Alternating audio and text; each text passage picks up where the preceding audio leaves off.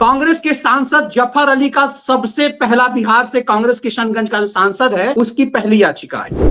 Congress party का जो के तरफ से जो लोकसभा में नेता प्रतिपक्ष है राहुल गांधी, वो वक्फ बिल पर नहीं बोला। जिस राहुल गांधी, प्रियंका वाड्रा और सोनिया गांधी ने वक्फ बिल पर न संसद में कुछ बोला न सड़क पे कुछ बोला, वो बिहार गए, रोड शो किया, उसके बाद भाषण भी दिया, एक शब्द वक्फ बिल पर नहीं बोला। बिहार में जातिवाद जबरदस्त, बिहार को जातियों से बांटा जा सकता है। बिहार में चुनाव है तो जातिवादियों को, जातिवादी जहर बिहार में फैलाया जाए। नमस्कार, कैसे हैं आप? सुप्रीम कोर्ट में 1.5 दर्जन याचिका वक्फ बिल के खिलाफ दाखिल कर दी गई है।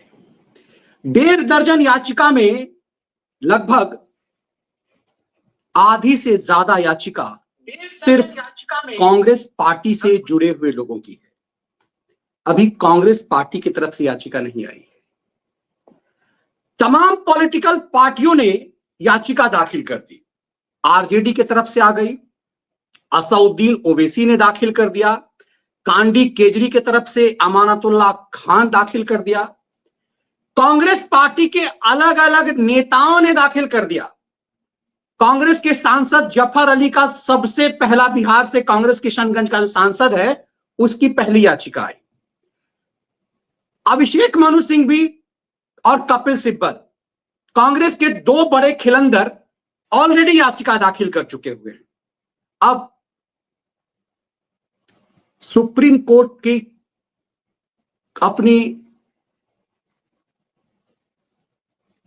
ऑफिस में बैठ करके एक महिला वकील को गोद में लिटाकर उसे हाईकोर्ट का जज बनाने का सपना दिखाने वाला कांग्रेस पार्टी का राज्यसभा सांसद ने अपने खैराती को यूट्यूब चैनल पर इंटरव्यू देते हुए कल कहा कि कांग्रेस पार्टी भी इस पर याचिका दाखिल करेगी। तो सोचिए कांग्रेस कितने कितने भस्मासुरी रूप में सुप्रीम कोर्ट पहुंच गई है। उसका जफर सांसद पहले पहुंच चुका, उसका अभिषेक मनु सिंघवी और कपिल सिब्बल ऑलरेडी इस देश में, अभिषेक मनु सिंघवी और कपिल सिब्बल एक साथ मिलकर के चाहे तो सुप्रीम कोर्ट को ही उठा करके यहां से भारत से बाहर ले जाए। यदि सिब्बल और सिंघवी मिल जाए तो इस देश के सुप्रीम कोर्ट का कुछ भी कर दे।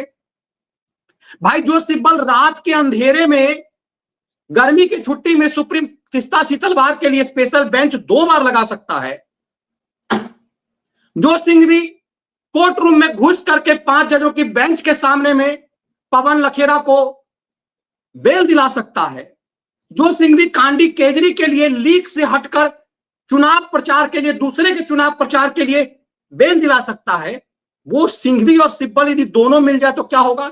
सुप्रीम कोर्ट का कोई वजूद रह पाएगा क्या?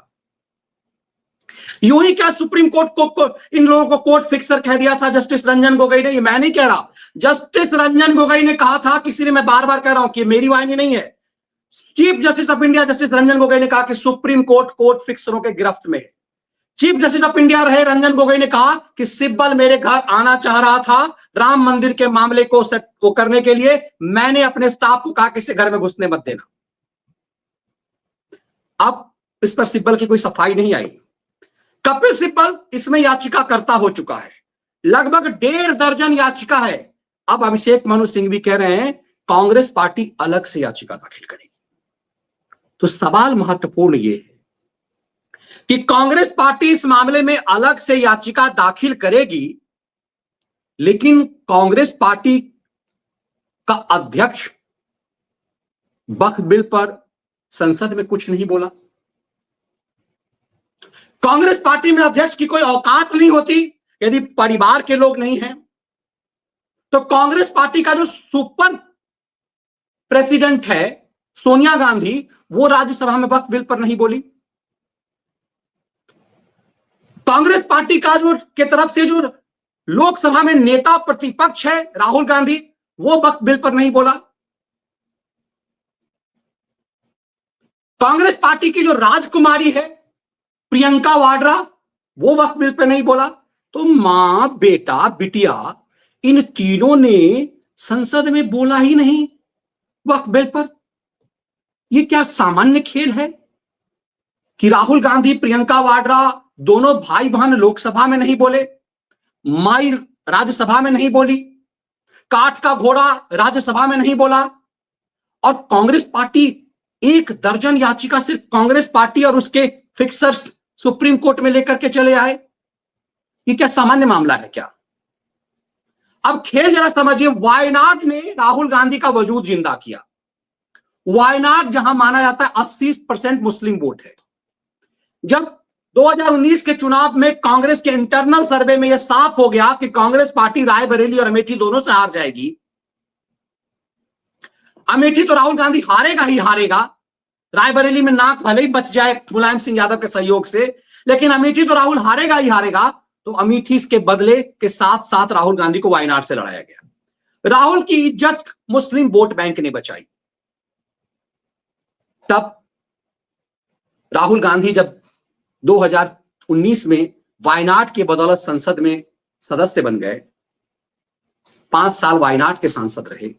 2024 में जब सोनिया गांधी के लिए तय हुआ कि सोनिया गांधी राज्यसभा जाएगी, तो रायबरेली से कौन लड़ेगा?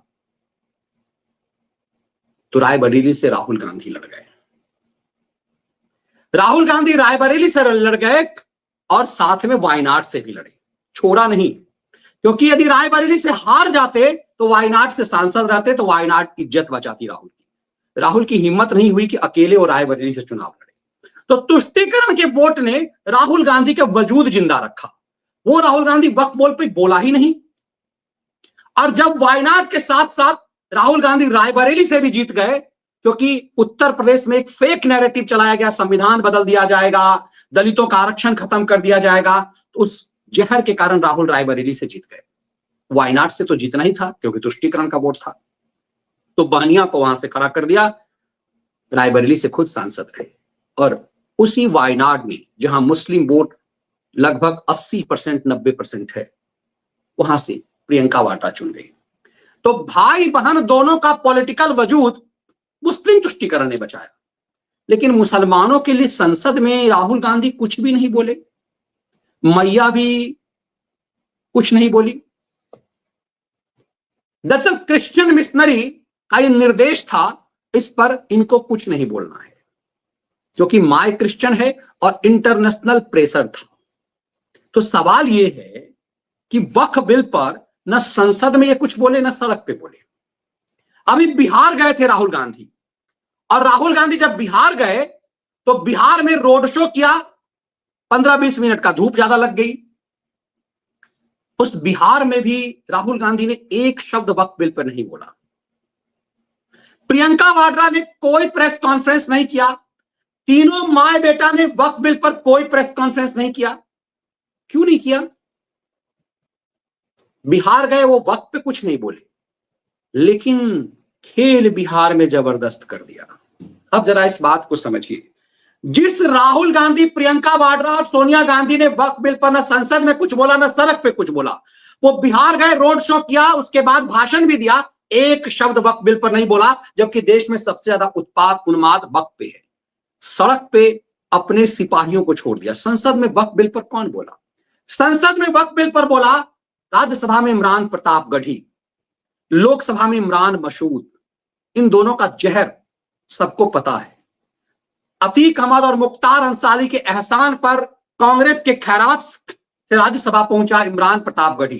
कांग्रेस ने उस दौर में इमरान प्रतापगढ़ी जैसे तुकबंदी वाले अतीक और मुख्तार के चेले को राज्यसभा भेजा, जिसका कांग्रेस से कोई लेना देना नहीं है, उसको राज्यसभा भेजा प्रियंका के पैरवी पर। उस समय में जब वो सिंघवी को, सिब्बल को, गुलाम नबी आजाद को, आनंद शर्मा को, इन ज्योतिरादित्य सिंधिया को, इन सबको राज्यसभा भेजने की हैसियत कांग्रेस की नहीं रह गई। उस समय में इतने हल्के व्यक्ति को राज्यसभा कांग्रेस ने भेजा, कुछ ना कुछ तो गेम प्लान होगा। इमरान मसूद, प्रधानमंत्री मोदी को टुकड़े टुकड़े बोटी बोटी काट देने वाला इमरान मसूद की बात करने वाला इमरान मसूद, और गौरव गोगोई, जिसके लिए हेमंत विश्व शर्मा ने साक्षर सबूत के साथ कहा कि इसकी बीबी आईएसआई की एजेंट है। गौरव गोगोई से जब पूछा गया कि तुम्हारी बीबी आईएसआई की एजेंट बताया जा रहा, तो कहा हाँ मैं भी रॉ का एजेंट हूं। उसने काटा नहीं कि उसकी बीबी आईएसआई की एजेंट है।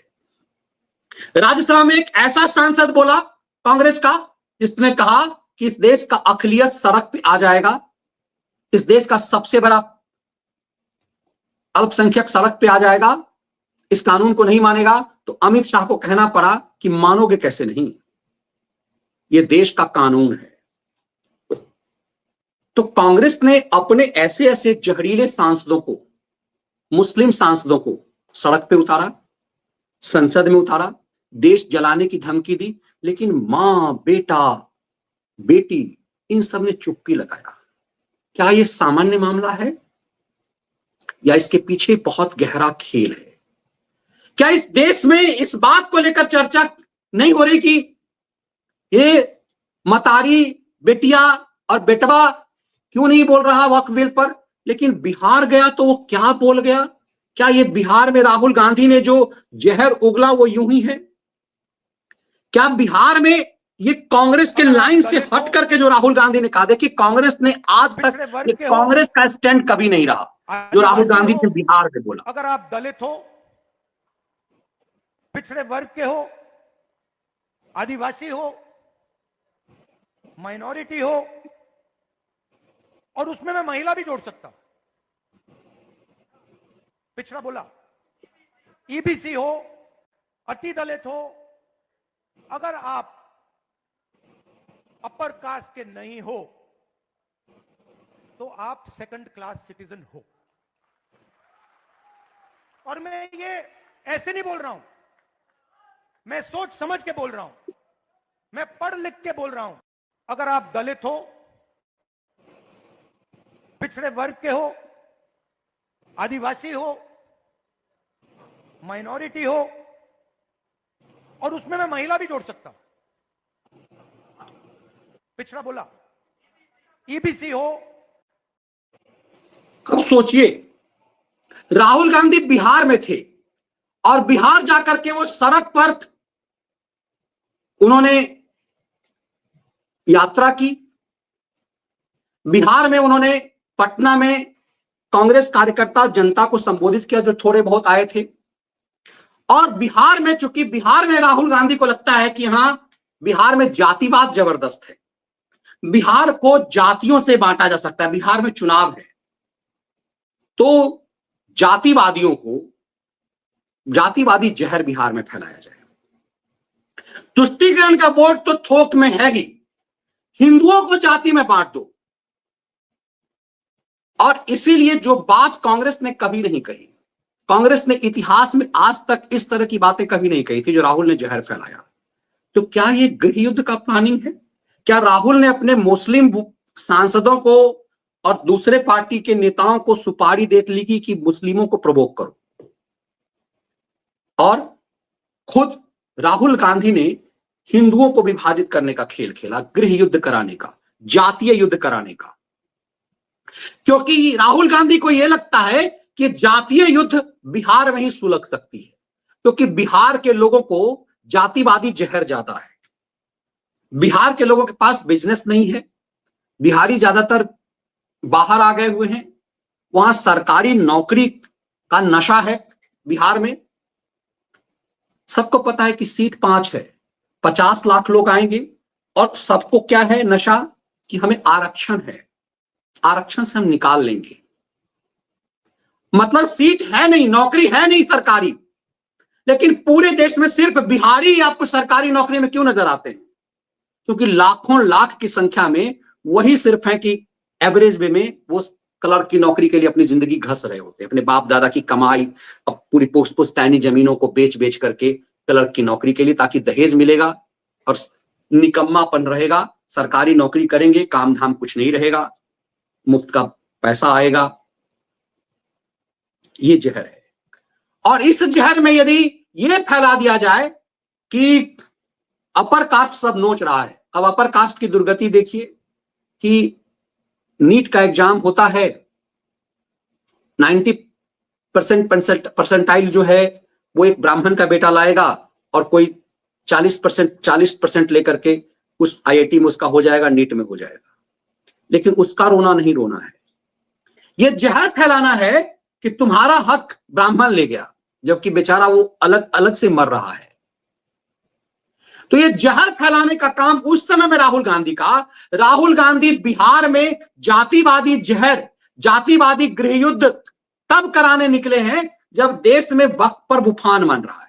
राहुल गांधी, प्रियंका वाड्रा, सोनिया गांधी वक्त पे कुछ नहीं बोल रहे, बिहार में जाकर जातिवादी युद्ध कराना चाह रहे हैं।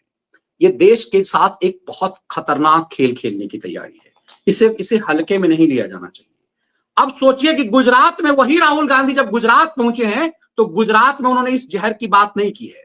गुजरात जाकर के राहुल गांधी ने एका की बात की है। अब जरा खेल समझिए, क्योंकि गुजरात में उनका ये नहीं चलता है, तभी लोग खबर बना रहे हैं कि बाप दादों ने, इसके पुरखों ने भारत विभाजन किया धर्म के नाम पर। मेरे पुरखों ने धर्म के नाम पर देश को बांटा, मैं जाति के रूप में बांटना, जाति में बांटना चाहता हूं। ये आजादी के उस समय के अखबार को दिखा करके कहा जा रहा है। और राहुल गांधी पहुंचे गुजरात, तो उन्हें चला, गुजरात में पता चला कि जातिवादी एजेंडा चलेगा नहीं, तो विचारधारा पर कोई भ्रम नहीं। और कह रहे राहुल गांधी ने कहा कि हमने सभी वर्गों को वोट करते हैं, बाद में हम दलित, ब्राह्मण और मुस्लिम तक सीमित रह गए। ये गुजरात में अलग बात कह रहा है कि हमें सभी वर्ग के लोग वोट करते थे, सही बात कह रहा है, कांग्रेस को सभी वर्ग के लोग एक समय वोट करते थे, बाद में हम दलित, ब्राह्मण और मुस्लिम तक सीमित रह गए, अन्य पिछड़ा वर्ग हमें छोड़कर चला गया, हमें वापसी करना है तो सभी वर्ग के साथ लेकर चलना है। अब गुजरात में कह रहा है कि हमें सभी को लेकर के साथ चलना है। और बिहार में जातिवादी युद्ध, ये बिहार के साथ एक बड़ा षड्यंत्र है। बिहार को ये लोग चाहते हैं कि इसी जातिवाद के दलदल में डाले रखा जाए। इसीलिए कन्हैया कुमार कहता है कि बिहार में जो एक्सप्रेस वे आ रहा है वो बिहार के पानी को लूटने के लिए। कांग्रेस ने इस देश में बिहार को बर्बाद करने का एक बड़ा, इसका मतलब एजेंडा प्लान बनाया है। कन्हैया कुमार से कहा रहा है कि बिहार में जो डेवलपमेंट होना चाह रहा है, बिहार उसको रोक दे। एक्सप्रेस वे, पूरे देश में एक्सप्रेस वे बन गया। गुजरात जैसे प्रदेश में जहां पानी नहीं है उसमें एक्सप्रेस वे 2 दशक पहले बन गया। बिहार, उत्तर प्रदेश, पूरा पड़ोस का उत्तर प्रदेश एक्सप्रेस वे से लद गया है। नंबर 2 इकोनॉमी हो गई है देश की, नंबर 1 बनने की रेस में है, और बिहार पीछे से फर्स्ट कर रहा है। और बिहार में एक ऐसे जोकर को उस कांग्रेस ने अपना स्टार बनाया है, उस कन्हैया कुमार को, जो कह रहा है कि अब बिहार में एक्सप्रेस वे इसलिए बन रहा है क्योंकि बिहार के पास पानी है। और ये जाता है बिहार में राहुल गांधी, तो ये कहते हैं कि भाई बिहार जो है वो, बिहार में यहाँ जातिवादी युद्ध किए जाने की जरूरत है, और हम ये सब कुछ जो है पिछड़ा ले गया, पिछड़ा सब कुछ जो है अपर कास्ट ले गया। राहुल गांधी यही नहीं रुकते हैं, राहुल गांधी इस पूरे बिहार को जलाने के लिए एक बड़ा खेल खट कर रहा है। अब इस आदमी को सुनिए तब आपको समझ में आएगा कि कई बार लगता है इसका स्क्रिप्ट लिख कौन रहा है, ये पता ही नहीं चलता कि इसका स्क्रिप्ट कौन लिख रहा है। ये न्याय का सर्जन की स्किल है, ऑर्थोपेडिक सर्जन की नॉलेज है, ज्ञान है। जो ऑर्थोपेडिक सर्जन होता है वो आप में सब कुछ है, मगर आप ऑर्थोपेडिक सर्जन नहीं हो। क्यों? क्योंकि पूरा का पूरा सिस्टम आपके खिलाफ काम करता है। देखिए, ये सब कुछ ऊल जुलूल बातें करके सबको भड़का रहा है कि आप सर्जन इसलिए नहीं बन सकते क्योंकि आप अपर कास्ट नहीं हो। ये जातीय हिंसा का सुपारी लिया हुआ राहुल गांधी ये खेल क्या यूं ही खेल रहे हैं। तब इस बात को समझिए कि जो राहुल गांधी, जो प्रियंका वाड्रा, जो सोनिया गांधी, मां, बेटा, भाई, बहन और मां, इन तीनों ने वक्फ बिल पर संसद में, लोकसभा, राज्यसभा में कहीं नहीं बोला, सड़क पे कहीं नहीं बोला, कोई प्रेस कॉन्फ्रेंस नहीं किया। वक्त पे अपने 1 दर्जन लोगों को सुप्रीम कोर्ट में तो उतार दिया, लेकिन कहीं खुद कुछ नहीं बोला।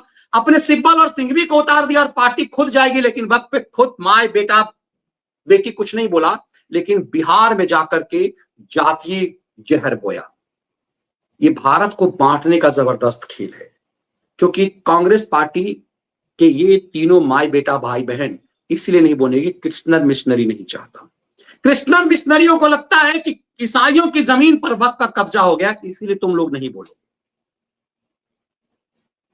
लेकिन जातिवादी जहर फैलाओ और उन लोगों को मौका दो वक्त पे बोलने पर जो इस देश में हिंदू मुस्लिम गृह युद्ध करा सके। ये खेल बहुत खतरनाक है। इस पर विमर्श किए जाने की जरूरत है कि आखिर राहुल, प्रियंका और सोनिया वक्त पे संसद में भी कुछ क्यों नहीं बोला, सड़क पे भी कुछ क्यों नहीं बोला, कोई प्रेस कॉन्फ्रेंस क्यों नहीं किया, लेकिन अपने लोगों को सुप्रीम कोर्ट में सेट कर दिया।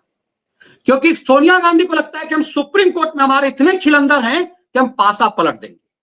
सुप्रीम कोर्ट में हमारे में फिक्सर्स इतने हैं और 20-25 साल हमारे एहसान से बने हुए जज जो अब प्रमोट हो गए हैं, उन सब के माध्यम से हम खेल खत्म कर देंगे।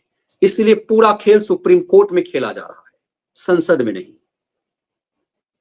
और असली खेल फिर बिहार में खेला गया, इस देश को जाति युद्ध में डालने के लिए। ये खेल खतरनाक है, इसको समझने की जरूरत है। वीडियो विश्लेषण यदि आपको पसंद आए इसके कंटेंट, तो वीडियो को लाइक और शेयर जरूर कीजिए। बेल आइकन जरूर दबा दीजिए ताकि आपको नोटिफिकेशन मिले और ज्वाइन बटन के साथ मेंबर जरूर बनिए। ये डिजिटल नंबर है। खैरात के खिलाफ स्वतंत्र पत्रकारिता मेरी सक्षम है, तो अपना अंशदान जरूर करें। जय हिंद।